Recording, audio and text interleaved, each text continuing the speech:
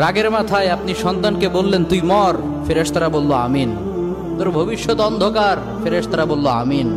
রেগে মেগে আপনি আপনার মেয়েকে বললেন জীবনেও তোর কপালে স্বামীর ভাত জুটবে না, ফেরেশতারা আবারও বলল আমিন। আচ্ছা, আপনি না সেই ব্যক্তি যে তার নিজের জীবনের চাইতেও সন্তানকে বেশি ভালোবাসেন? আপনি না সেই ব্যক্তি যে তার সন্তানের জন্য হাসতে হাসতে নিজের জীবনটাও দিয়ে দিতে পারেন?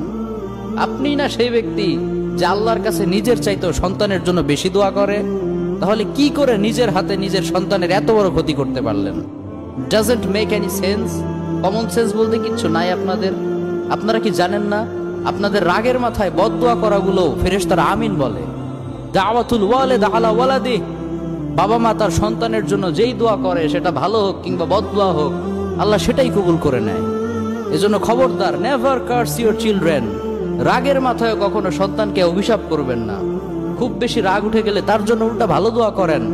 কাবা শরীফের একজন ইমাম আছে, ইমাম আল কালবানি।